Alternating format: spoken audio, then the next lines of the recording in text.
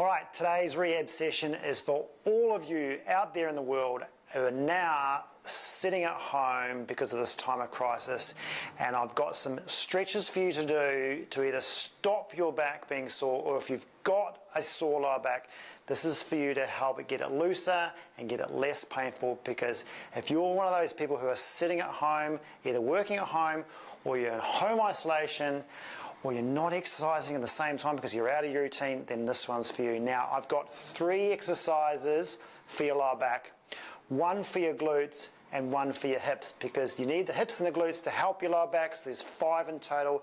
Let's get stuck in. The first one is the gold standard for lower backs. Now, this is, think of the opposite of sitting. If you're sitting heaps, this is like the reverse, the complete opposite, and it's to try and pull out all the stiffness and tightness that's going on in your lower back from all the sitting that you're doing, or even just the inactivity that you're doing. Now, this is not just for now, this is a lifetime one. So, what I would do for you is just get out of your chair for 1, get on the floor.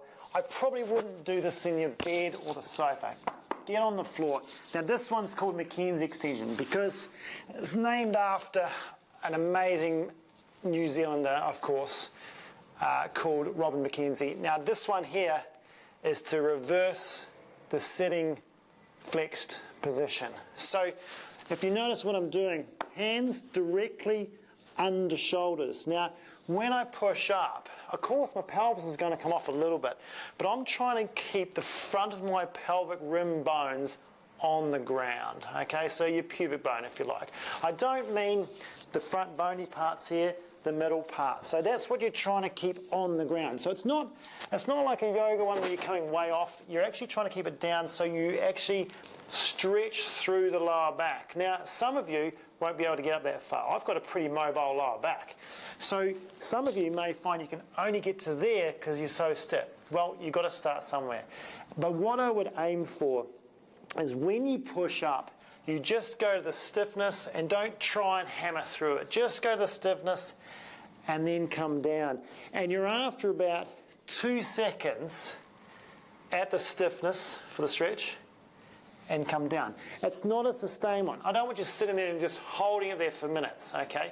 You do 2 seconds up, 2 seconds down. You might wait for 2 seconds and then go again. And the crucial thing is you're trying to make sure when you do it, relax your lower back, relax your glutes. Don't let them fire up. So you've got to practice this a little bit so it's a complete passive stretch when you come upwards.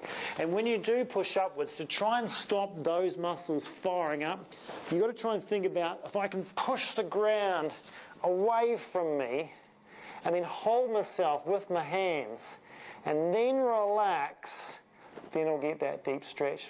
Be mindful of any pain and then drop down. Now, people say, well, how many?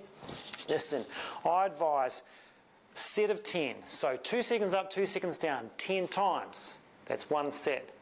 3 sets twice a day, okay? Minimum if you've got back pain, a lot of stiffness, or you've just been sitting far too much. Then you can probably bring it down to once a day and then once every few days. But that's a really, really good one because, like I said, it's the opposite of that position. So there's my C-shaped curve. That's the bad position you want. If you're in the sitting position, you want to be avoiding that position.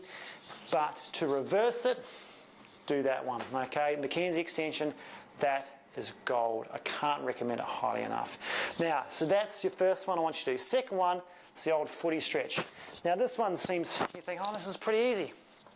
But with this one, your lower back's going to thank you. What I want you to do is have one arm completely out like that, okay? Some people can't get it backwards. Some people might have to have it straight. But as long as your arm is out, what you're trying to do is keep that shoulder down. So when I go into rotation, because this is a rotation stretch, one side at a time, you grab that leg, take it over. Now, some people are really tight, go, oh, this is as far as I can go, and I can feel it in my glute, and that's fine.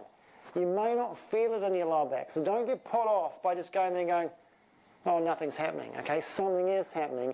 You've just got to hold it there for long enough. So this is holding down here. You might get a bit of a pec stretch here.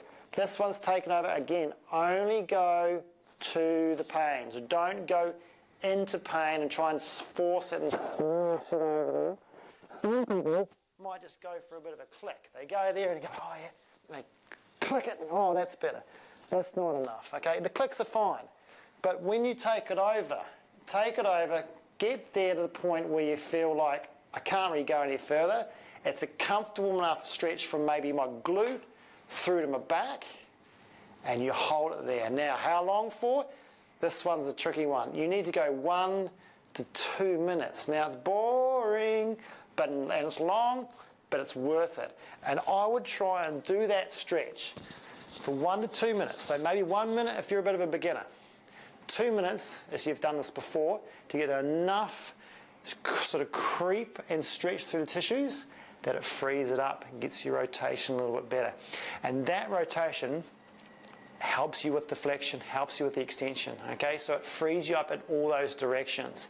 So that one has to be followed up. You've got to do the Mackenzie one, you've got to do the rotation one. Now, you don't have to do all these in order.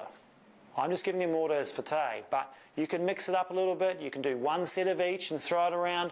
I don't really mind, but see if you can get both sides done for 1 to 2 minutes, 3 times both sides. So that's a lot, right? Maybe sort of 6 to 8 to 10 minutes of stretching, okay? But give it a shot. I'm sure you'll find it'll be really helpful. Now, once you've done those two, okay, and if you're that sort of person who's got really tight QL muscles in here, extensors are just really rock hard, you put your finger in there, you go, oh, it's really tight, you may find you need a little bit more. And this is where the third stretch comes in. So this is your QL stretch. Now, your QL stretch, this is, listen, you can do QL stretches all over the internet. They've done in different ways. This is what I like. I think it really works. So if you're going to do the left-hand side, now I've done a lot of videos on this before, but I'm going to show you again. If you're going to do the left-hand side, you put your right leg out. So left-hand side, right leg out.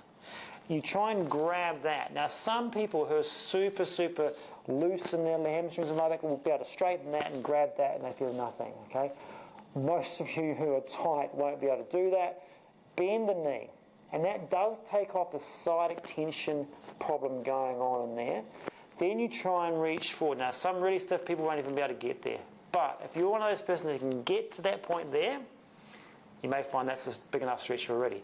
Then you try and keep that knee down. If this knee's coming up like this, you try and push that down, which will open you up through the hip, which is also really good. Keep that there, and then try and rotate your upper body around. So if it's your left-hand side you're stretching, you're rotating your left shoulder back to there.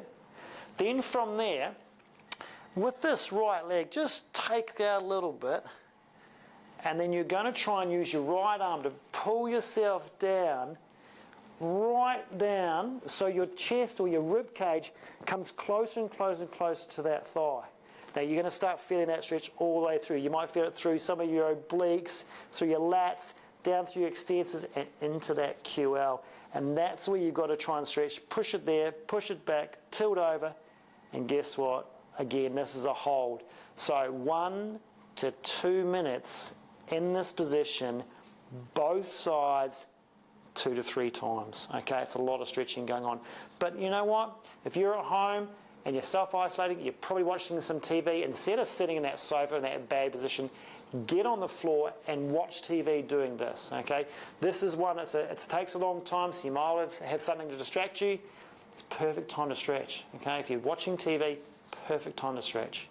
And just get stuck into that. Now that's really going to open you up. Now the only caution with that is if you've got a current, really acute lumbar disc bulge or herniation problem that you're battling with, that might be too advanced for you. But if you've got a normal back problem, as in it's just stiff, it's a bit tight, okay, it's getting a bit sore, give that a shot as long as you're doing the extensions and the rotations. So there's your 3 lower back